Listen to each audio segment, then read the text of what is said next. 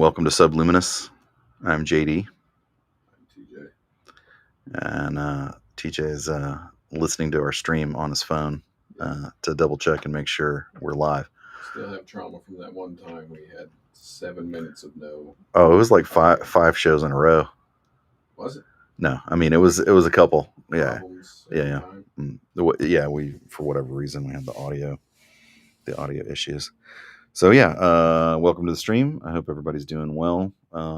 We've got a exciting show today. We're going back to Sam Yeager and Red City, which is kind of already in process series. TJ's already produced one of these books. This is the second in the series, and so we'll be doing a reading from that today. And we've got a couple of things to talk about. TJ, you want to talk about Sam Yeager for a second? Before the read? Yeah. Yeah. I mean, or just you want to give a little introduction. We did one. We did what, a prologue. Yeah, we did the prologue where we're sort of introduced the antagonist of this book, and this is chapter 1, which reintroduces anybody who's read the first book to Sam Yeager. You don't really have to read the first one. That's how I'm kind of trying to make them self-contained, but if you want kind of a bigger overview of some of the characters who are coming back, like Charlotte and Sam, of course, and Arnold, then you get a lot more if you read them all. Gotcha. So let's see. So today we are we'll do the Sam Yeager read. We'll do a character study on Sam, and then let's see. Talk about some upcoming releases and pre-releases, stuff like that. And then getting ready for some some, I guess, publishing stuff that's going to happen next month, February, right? Is that right? Yeah. So I guess without further ado, we can get to the read for Sam Yeager. So this is chapter 1. Sam Yeager gave his final resounding kick to Sheena, his beloved stolen vehicle. He had recently started calling her Sheena, short for Sheena, Queen of the Jungle, because of her new leopard print seat covers. They were the only ones available at the Quick Mart, and he had been tired of sitting on ripped foam for the last 1,000 miles. The original Sheena had been a formative repeat movie that was shown on the home box office channel during his formative years. He had found solace in her animal print bikini and brief nudity. The van Sheena, on the other hand, was a twice appropriated piece of shit that was probably as ancient as the old movie, but in much worse shape. His friend Arnold's spick and span cleaning business had used it for years. Though she was not nearly as beautiful as her namesake, Sheena had been reliable until today. The faithful van had been his mobile fortress, ferrying him to each conflict and beyond. Its once white shell was now brownish and chipped, mirroring his own battle-worn condition. There was a strip of bare metal and rust on the driver's side roof that matched every white GMC for the past 2 decades. He had always wondered why that spot rusted first. Was it a factory problem, common to the fleet vehicles? Heat for the left side of the car? It remained one of the biggest mysteries of his life, outside his actual fucking life. So now, bereft of gas, and with a flattened rear tire, Sheena had reached the end of her journey. He'd affectionately been cheerleading the van for 3 states, alternately calling out, "Come on, Sheena. Come on, girl. You can do it." He implored her more. He implored her more and more to persevere until the last 50 miles, when his encouragement turned to rage. "Sheena, you bitch," had been his last words when he had finally surrendered. "You always hurt the ones you love." In a fit of frustrated resignation, he delivered one last dent to her side, a farewell gesture, before abandoning her to the mercy of the desolate road. What's the use, he pondered, the bitterness of abandonment growing inside him. In another life, he would have had Sheena towed to his house. He would have sanded and repainted her himself, bought matching seat covers for the back, and hung one of those lemon air fresheners from the mirror. But not the pine ones. Those things sucked. Sheena was another casualty of his tumultuous life, Another. He thought of Charlotte and drifted out of focus. He laughed at his thoughts. It was all so ridiculous. Charlotte was in Red City by now, safely ensconced. He pushed Charlotte and Sheena to the back of his mind. The distractions of the ladies in his life would not save him. His immediate priority was to find civilization, get a prepaid phone. He had already ditched his last burner, and to scour the news for any reports about the explosion. The remnants of that catastrophic the remnants of that catastrophic event were ever present. The dust and debris were smeared across his clothes, grime streaked his face, and fire haunted his eyes. The standoff with his former ally Jason West was the downfall of Eagle Eye. Sorry. The standoff with his former ally Jason West and the downfall of Eagle Eye was a ruin, much like everything much like everything else. He continued his solitary but resolute trek with one foot in front of the other, traversing barren landscape and a horizon met by vast, unguarded sky. Exposed and solitary, the miles of desolation stretched behind him as new miles unfolded in front of him. The figurative map he walked was a testament to his continuous tumultuous journey. The only proof of human existence was the asphalt that burned through the soles of his worn-out boots. He walked on the man-made strip, cutting through the wilderness of trees, rock, and brown grass. As Sheena disappeared behind him, it was a stinging reminder that humanity was nearly as bad as nature. Trudging, parched, weary, he began to stumble after 5 miles, nearly spraining his ankle as he slid down the roadside slope. After passing out briefly, Sam woke to the dusk and sound of footsteps on the asphalt. His mouth felt parched, and he struggled to swallow. His eyes dragged painfully against the dryness of his lids as he squinted to watch the approaching vehicle. A passing car had stopped. Two silhouettes walked between him and the bright headlights, casting long shadows on his face. The light distorted their shapes, stretching them momentarily. Then the car sped away. Two guys walking along the roadside, Sam said to himself, possibly out loud, but he was so delirious he couldn't be sure. It's never a coincidence, his cynicism thought. Maybe they had broken down on the side of the road, as he had. His instinct told him it had to be an Eagle Eye patrol searching for him. The abandoned van he had left behind was a clear indicator of his direction. He cursed himself for not having the energy to push it any further. They walked toward him and then veered away. Did they see him? Should he call out? Maybe they could help. He decided to remain silent, the cynicism and paranoia of a man hunted, burying all feelings of hope and trust. He had walked for about an hour, putting at least 2 or 3 miles between himself and the van. He couldn't afford to walk too fast and risk passing out. But that's exactly what had happened. They must have been on the trail. They must have been on his trail shortly after the rocket crashed on the facility that Eagle Eye was transforming into a training ground. More screeching tires and growling engines arrived shortly after the first. It shattered the silence and his delusions of rescue. It was definitely a patrol. The wolf pack of steel and chrome spit out a few more soldiers. The adrenaline surge caused Sam to veer into the bush almost automatically and silently. His instinct had fully taken hold. The first 2 men he had seen on the road were now engaged in a conversation. Then their voices call out to the pack. The commands reach an unknown number of other men and vehicles. Their conversation continued for a few more minutes, and then the majority of the pack moved on down the road to continue the search. That was a break. Now Sam only had to deal with 4 fresh soldiers in the middle of nowhere, while he remained parched, starving, and delirious. He stayed low, crawling through the underbrush, unconcerned with jagged rocks scraping against his dirt-caked skin. A switch to combat mode, and he barely felt any discomfort. He heard the footsteps of the patrol walking above, the lip of the road. He kept his hands in front, fingers wide, ready to grab anything that could serve as a weapon. The shrinking headlights of the pack leaving the scene provided a dying light, but he closed his eyes for most of it, preserving his night vision. An ancient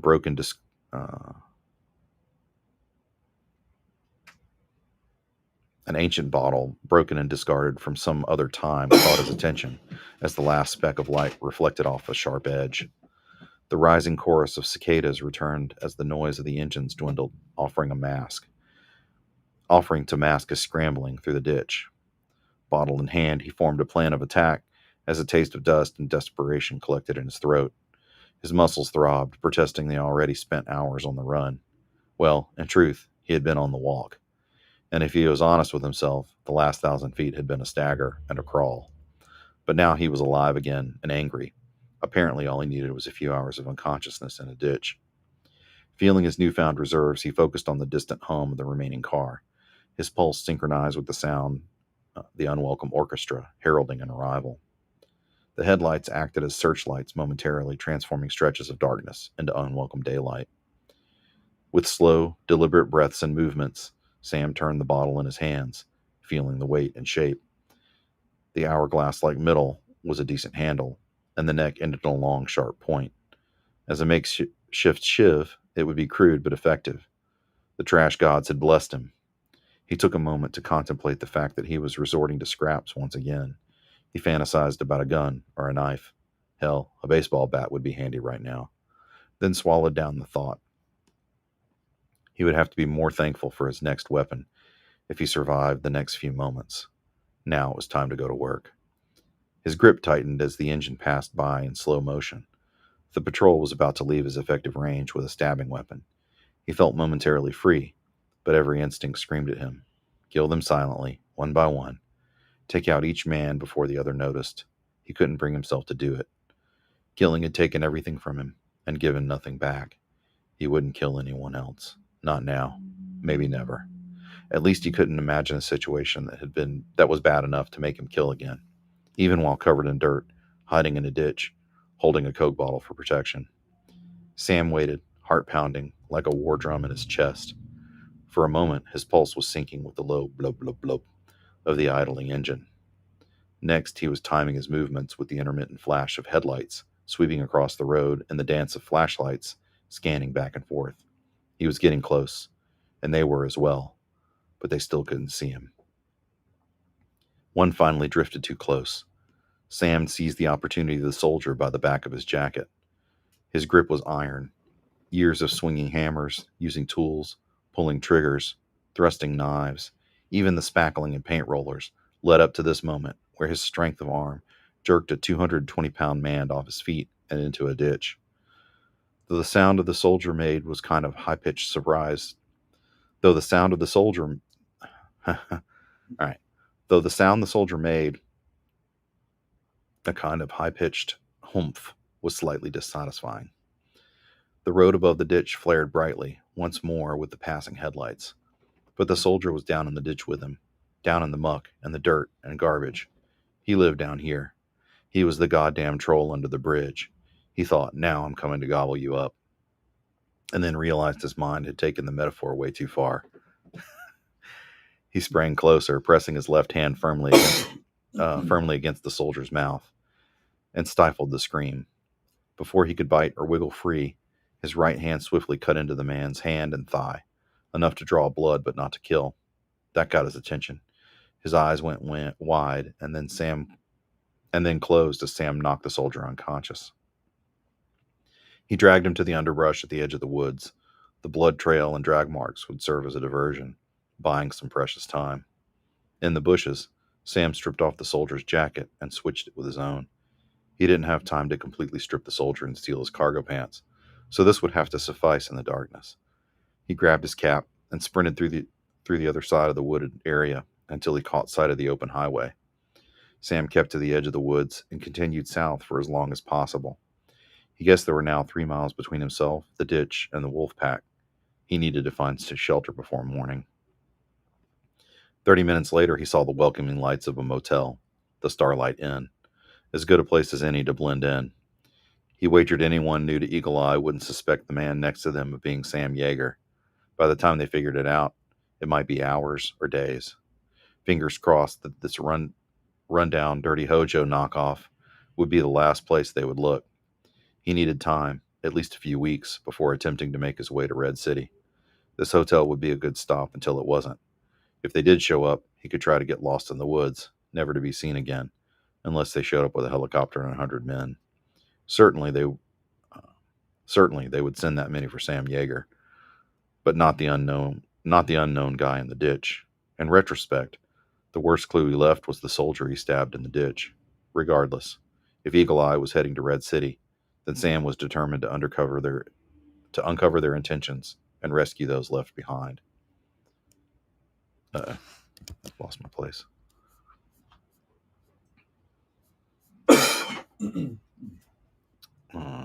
Let's see.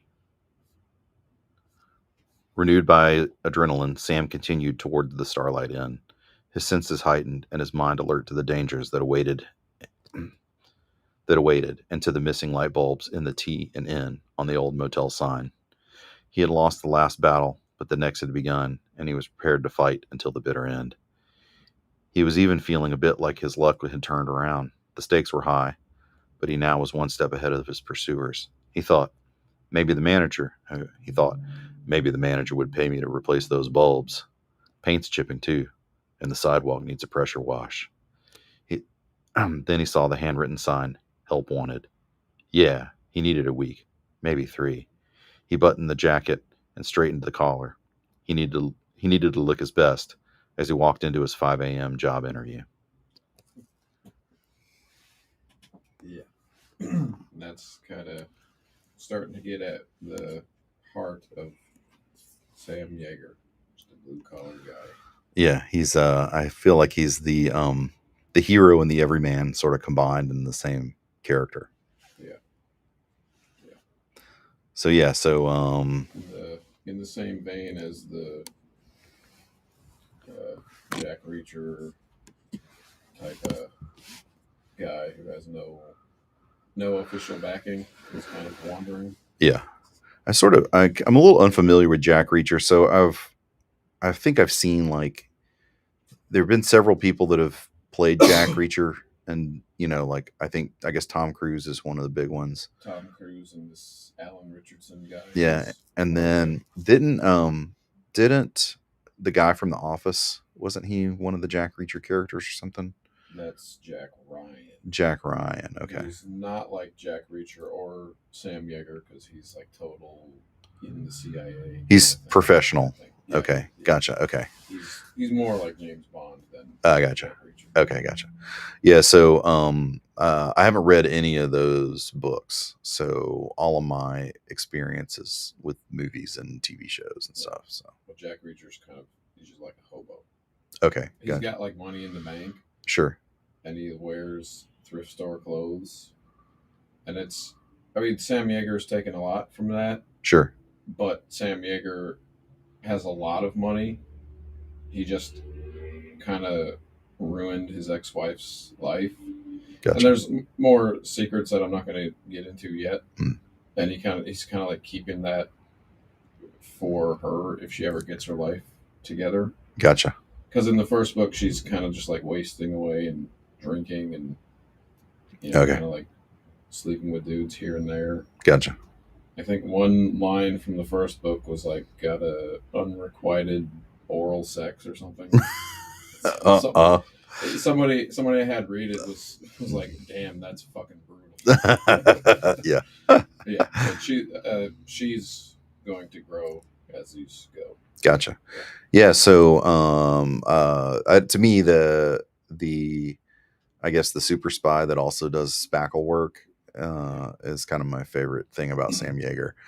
And so I think we worked on this chapter together. I think you gave me like a rough draft, and then gave me the rundown of Sam Yeager, and then I sort of ran away with this idea of him finding the help wanted sign at the hotel.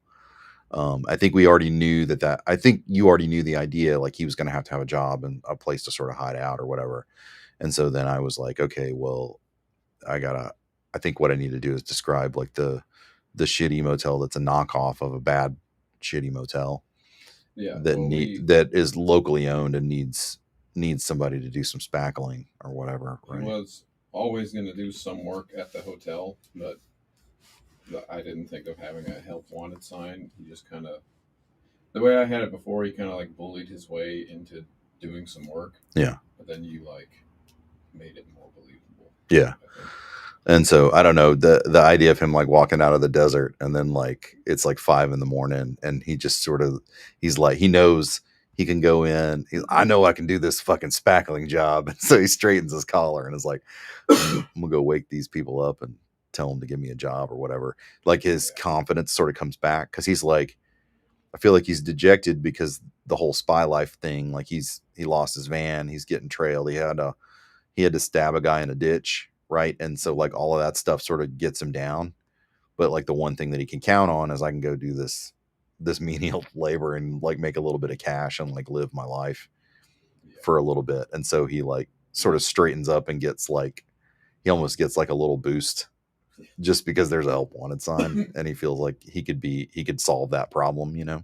He needs to make money to make his way to Red City, Yeah. which is the name of a compound that him and some buddies bought together. Yeah, and I actually don't know this, but I assumed like part of the reason he doesn't touch any of the money that he's made already is because he doesn't want to draw any attention to like secret accounts or whatever, right? That he doesn't want somebody to like Yeah. know who he is or He know has, what he's well, connected to. part of the reason why they knew in the first book where Charlotte was is because she kept like getting money out of one of the safety deposit boxes. Okay, So that's kind of a way that, so that's how he tied it back to him or yeah. whatever. Okay, so now he's like he's got money, but he's like super careful about connecting himself to his assets. So instead, he chooses to like work his way doing menial jobs and driving shitty vehicles and stuff, which I don't know, to me is super endearing as well. So because the heat's on right now. So yeah, he's got to be real careful. yeah. All right, so that's Sam Yeager. That felt like a pretty good read. I don't know how many minutes that was, but that was pretty. I think that was a solid 2,500 words. All this stuff is like time code, so we could have been here for hours. Yeah, exactly. We started a little after 1, I think. So we've been into it for a little bit. But yeah, we had a little bit of a discussion about like length of chapters and the number of words and like short chapters and long chapters and stuff. And I thought that was actually kind of a fun conversation. I thought maybe we would let the listeners in on it. Because you brought up the question like, what's better? Is it better to have long chapters, short chapters, and that kind of stuff? Yeah. Is this a trend nowadays of shorter chapters? I think uh, something like around 1,000. Yeah, But I kind of like I'm fighting with like what to do. I guess more as a business, more as like to get more readers. yeah. But my heart is the chapter is 50 pages if it needs to be, and one line if it needs to be. Sure, yeah, yeah. I fall in the same spot, and and we've talked about this a lot because I think when we first started talking about doing a stream, I drank a bunch of Red Bull and then started scribbling a bunch of notes, and one of them was, I think the quote was like, "Turn authorship on its fucking head" or something like that was the Yeah. the primary note. And there's this idea that there are authors out there and they're writing out longhand on a yellow pad secluded in some room somewhere in their house, and they're going to spend 8 hours on this thing, and they're going to produce a book, and then they're going to take that book to an agent, and then the agent's going to take it to some publishers, and then they're going to get $100,000 to finish the book or whatever it is, and then they're going to get some residual for the book selling, and Bantam is going to produce it for the next 20 years. But like I think that's a very tiny microcosm now, and certainly not the way that most writers are published.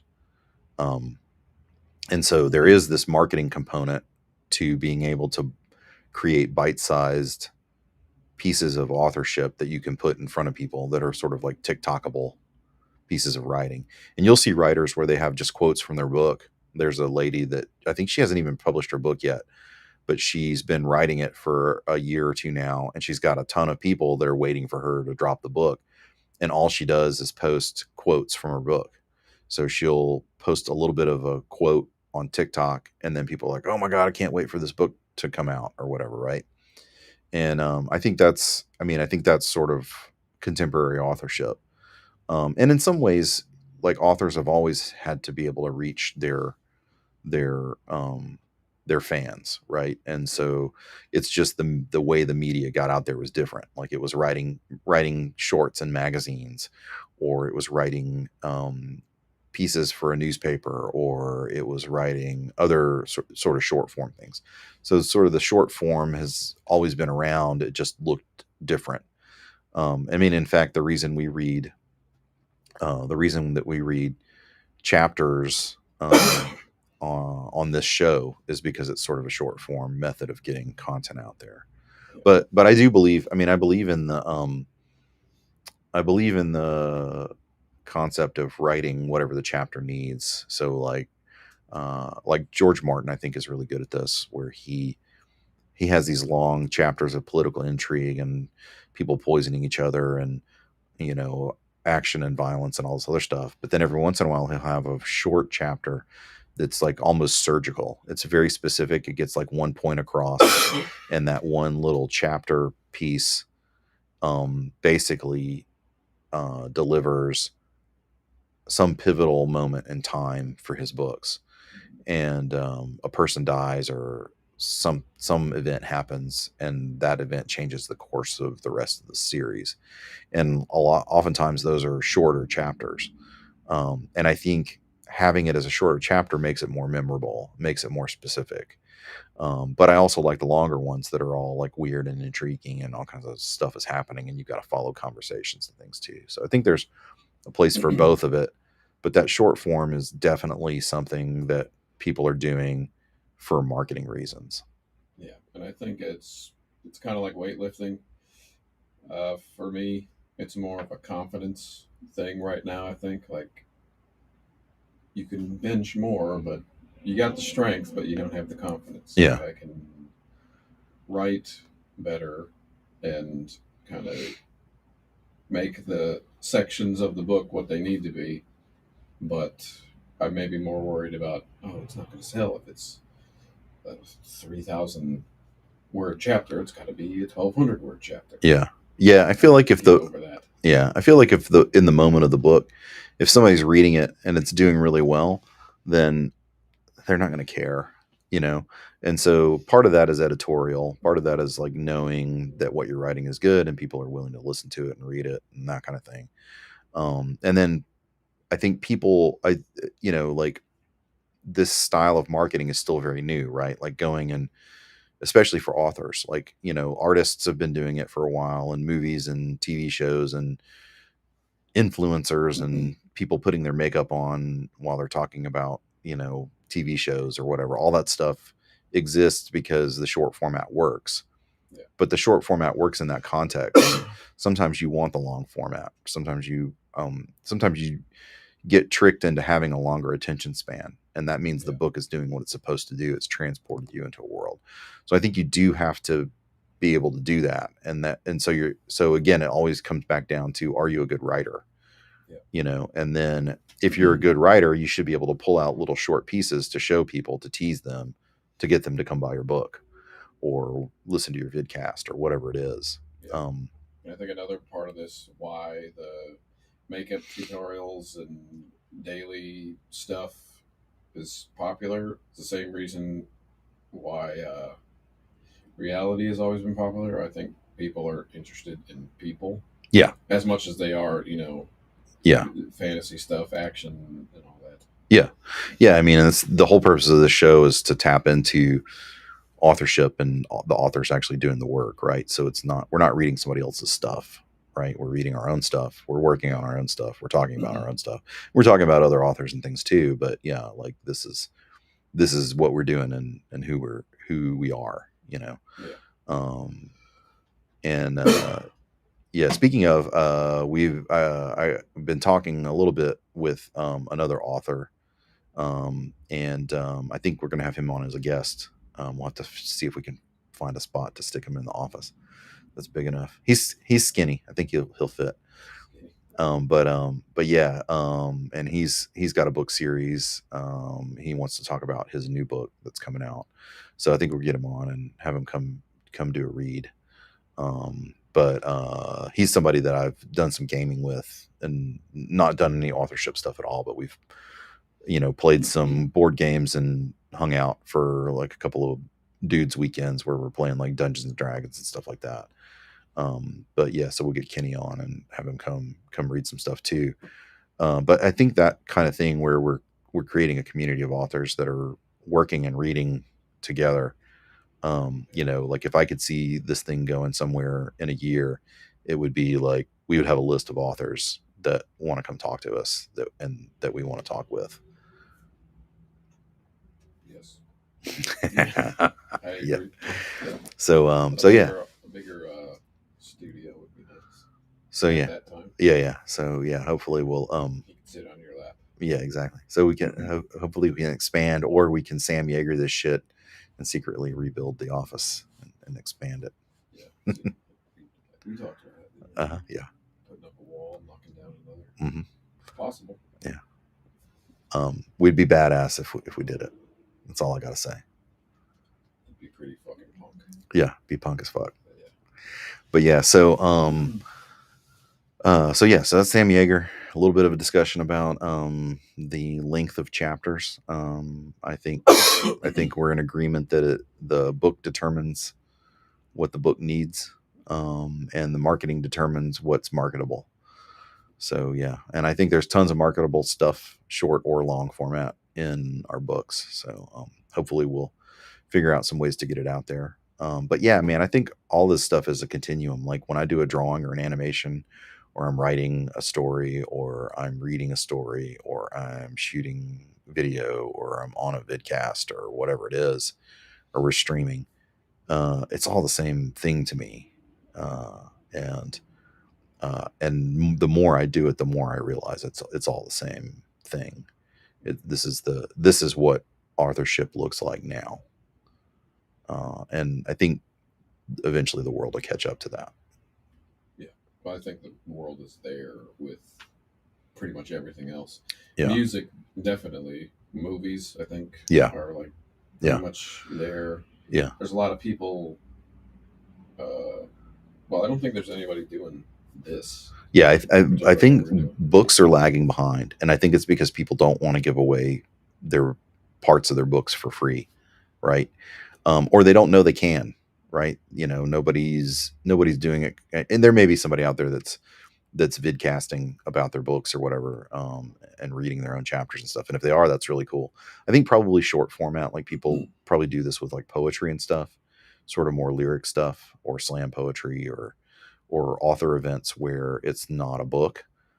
Um, but yeah, it's interesting to me that there are authors that will go and they'll read a chapter in front of a group of people in a bar or a coffee shop or something like that, but they won't do it on a vidcast, or haven't yet, as far as I know. If you get, in fact, if anybody knows of any authorship stuff out there that you've seen that's like this, let me know, because I would like to find those people and connect with them. But I think you'll start seeing more and more of this, as people start realizing that this is probably the next evolution in producing books. TJ's like unknown issue. No worries. If so, can't turn my volume up higher where I'm at. Oh, TJ is too low. Just my mic? Uh oh. Uh oh. Yeah. We can't tell if it's different. Is it good now? Is there? Yeah, I can't tell the difference. It's. I mean, it seems like we're both at the same level.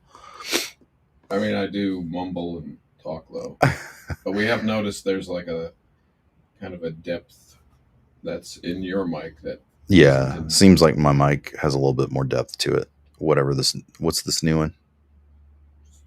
the. I don't know. SMB something. This is that is Universal Audio's version of this, Of the SMB, but yeah, different brand, but it does sound it's their knockoff. quite different. Yeah. I am a little nasally and sick, so Yeah. maybe I'm just talking low. Doing that. It's just the fear factor coming back in. When we listen to it later, it'll be all terrible. Although we're recording the audio, so if it is terrible, we'll fix it when we repost the video. So Well, we're only recording the last 5 minutes. of the audio. Yeah. Okay. I forgot to push the button. We need to do the whole. we need to do the whole thing like we're on set. Yeah. Rolling. We're getting lazy in our old age. Yeah, so we'll see what happens. It's always rolling the dice with these two. That's all sounds great here. Yeah, yeah. Why can't It's everybody be in the studio with us where it yeah. sounds great? We have well, there's only two people, so Mm, we don't have enough headphones So we're only pissing off two people, so that's not too bad. either. So yeah, so Sorry. we got some releases coming up Yes. that you want to talk about? Pre-releases, I We guess. have well, we have pre-releases right now. Yeah. I think I'm noticing a bit of weirdness. Bottle kind of feel to me. Your mic? Yeah. Yeah, I don't know. I don't know. Maybe. Now you're paranoid. Yeah. Sounds fine now.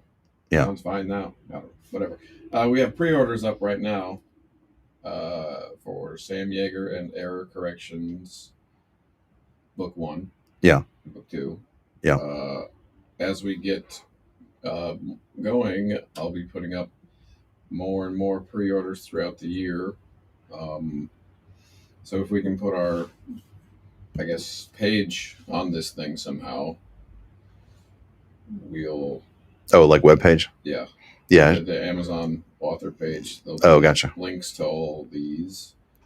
And if we go, yeah, I'm noticing weirdness. If we keep to this schedule, we'll be having a bunch of releases this year. Yeah. And we'll just keep. You want to talk specifically about? No. I think I guess the first two up, Error Correction, Sam Yeager, which we read.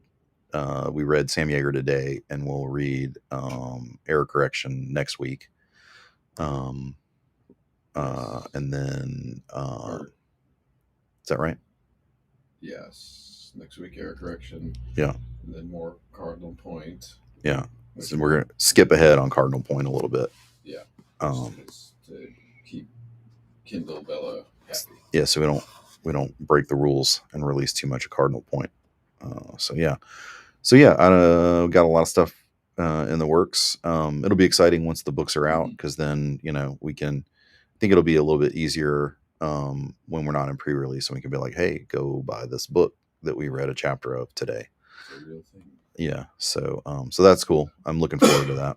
I think we've gone back and forth a little bit about other video content we can be doing. Yeah. Yeah, we definitely need to be doing more short format stuff, like that video that I did about like speaking, like pretending to speak German with a German accent, like did really well as one of our short format things. If nobody knows what I'm talking about, you can go check it out on our channel.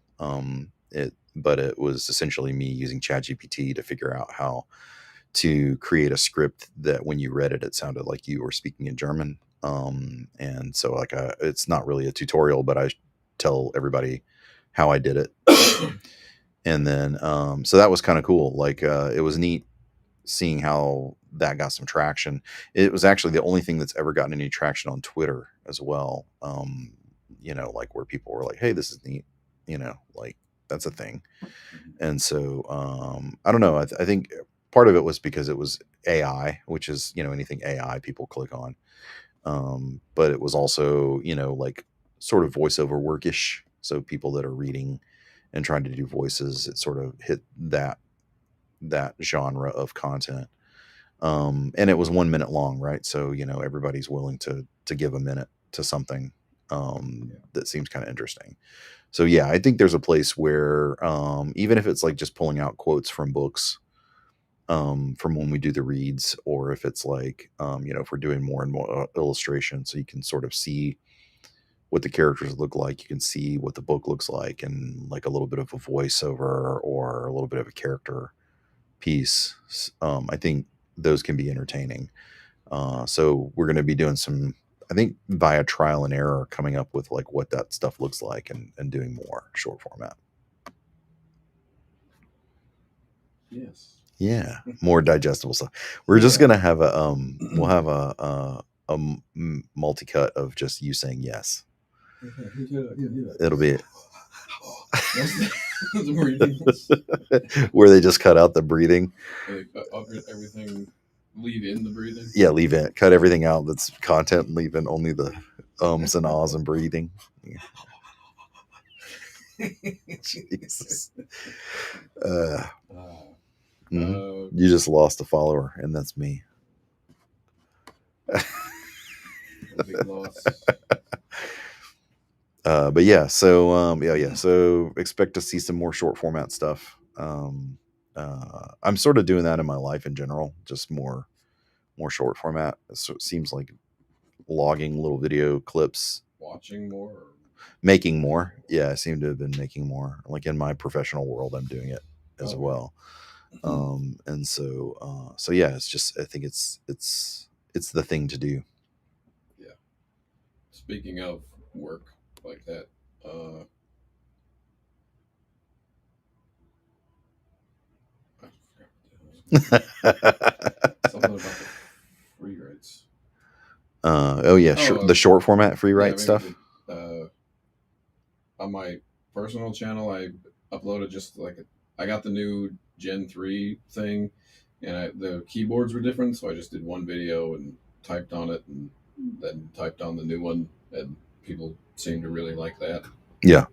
So maybe I'll do that here too. I don't Yeah, know. I mean, I think it's tools of the trade. So, you write on the free write. Every time I see you at the coffee shop, you get that little douchebaggy thing out, typing on it.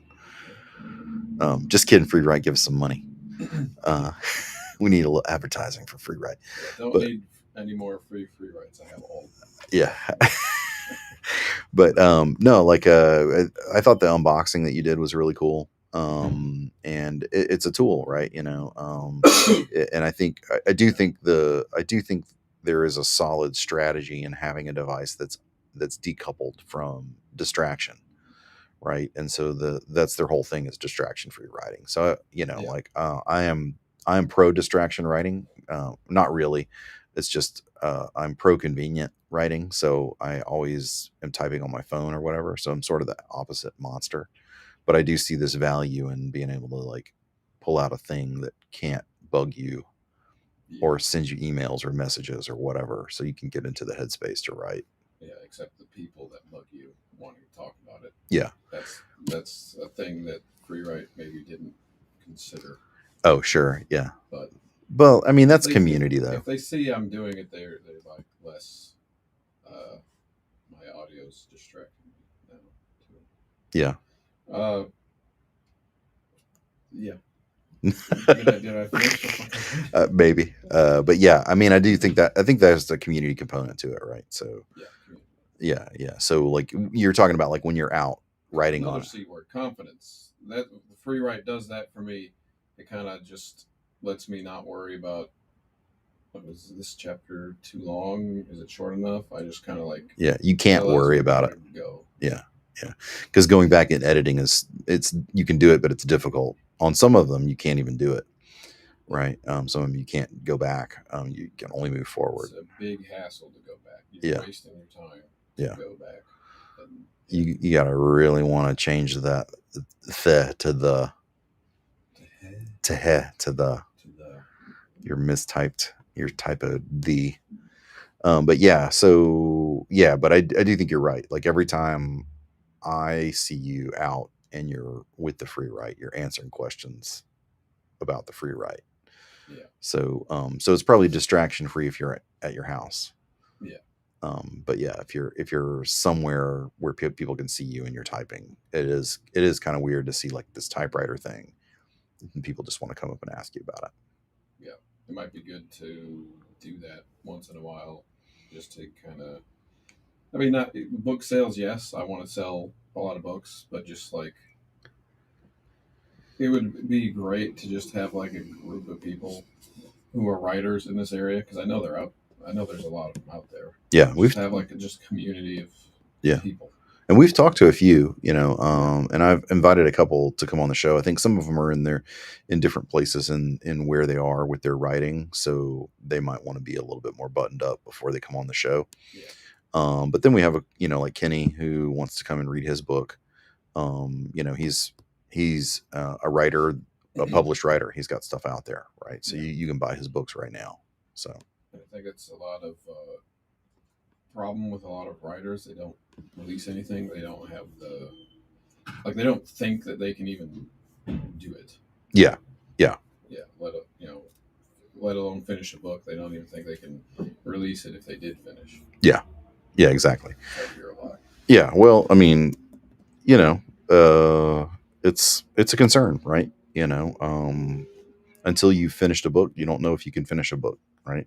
Yeah. I had to write a book that was basically 20 pages of a book with 20 illustrations. So the only reason it reached like 44 pages was because, I had like a title page, and I put like a bibliography, not a bibliography, but I put like uh, an index of words and stuff in it, like Yeah. and padded it out with 20 illustrations, right? But it was a book. It had Well, now pages. You could turn the pages, and now you've written hundreds, sure, but you're yeah, not counting it until it's yeah, until it's published, till it's out, published, not out. even done published. Yeah, it's got to be out there, and somebody can buy it somehow, some way. Okay. They got to be able to give me $10 or $5 or whatever it is. $8, 4.99. Yeah, Everything on that. yeah. Yeah. If it's got pictures, then you can charge buku amount. I think Sovereign can be 10, Yeah, 9.99. That's what I was thinking. yeah. I have no Because idea. you're having pictures and everything in it too. Yeah, yeah. For digital copy, I have no idea. Yeah. I have no idea what the digital world is like. Um, Physical copy, it's $20, something like that. That's my guess. Yeah. If we are able to buy a bunch of copies or have a bunch of copies made, maybe.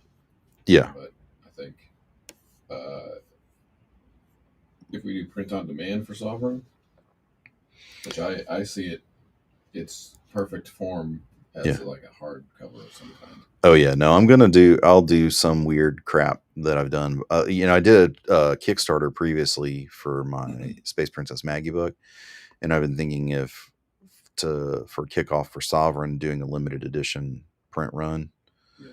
that has like, like um metal foil That's for what I'm for thinking like gold foil yeah, something yeah, so metal in my head. foil design on the cover. I'll do a design for it, and then like printed folio pages for all the illustrations that go with it, and that Yeah. kind of stuff. And do a limited, you do like 250 or something and sign them or something like that. And then as long as like there's a place that I've used before that's pretty cool called Print Ninja, and they're a hybrid company. They're out of Chicago, but then they do all of their print run stuff in China. And so the Chicago office, their whole thing is just like communicating to the customer to get the print run, to get the books published. So you don't have to, because I've done runs where like I'm communicating with they are speaking English to me and I'm speaking English to them, but there's, like communication differences when you're talking directly with a printer in China. And for my children's book, we they sent me a prototype of the book, and like all the pages were slightly off, and we just could not connect on why that was. And eventually I realized, because I do a lot of layout and stuff, so I did the layout for the book myself, and I realized that when they were measuring, they were centering their pages, so they were so like, or no, I was centering my pages, measuring from the center of the spine outward, and they were aligning their pages to the left top corner. So the way that they were cropping, I was cropping, doing a center crop, and they were doing like a corner crop. And so all the pages were just slightly off by like a 16th of an inch. So everything was sort of shifted We towards. just need to give you a Uh, template or something. yeah, well, they had given me a template, but I misused the template. Oh, you didn't leave that middle. I did. I just left it centered instead of Oh, right justified or whatever for the cropping. And so when I realized that, because like the way that you make books, sort of old world books, when you're doing it, like you do it by center, because it's way easier to line all the stuff up if you can center all the pages and stuff, assuming that your paper is all the same size or whatever. But for them, whatever their machine they were using, to line up all the pages and crop, it just made it a 16th of an inch off. But like once I figured that out and I said, "Oh, hey, see if this will work," and then they sent me another draft, and then it was perfect. But yeah, it was the most infuriating problem because English wasn't going to solve it. Yeah. So because they thought they were doing the right thing, and I thought I was doing the right thing, and I just didn't understand what they needed from me. Yeah. Uh, does it sound good now, or am I just. Oh, are you? Because Team Craftable said, "Oh, mic problems." Oh man, still okay. Because as far as we can hear, like it's all good. Yeah. So I yeah, wonder if my noise gate is too sensitive or something. yeah, maybe. How's this? Is turn my gain up? Because I turned it down. Is that I mean, I can't hear it at all. So I don't know what output is. Yeah, I don't know what still output. bad? Still bad. Bad. Both of us bad, or Wow. just TJ bad?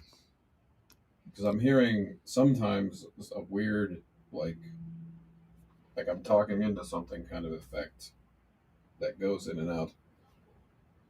It seems turned off or not connected. Oh well. So That's not good at all. I mean, I'm not sure.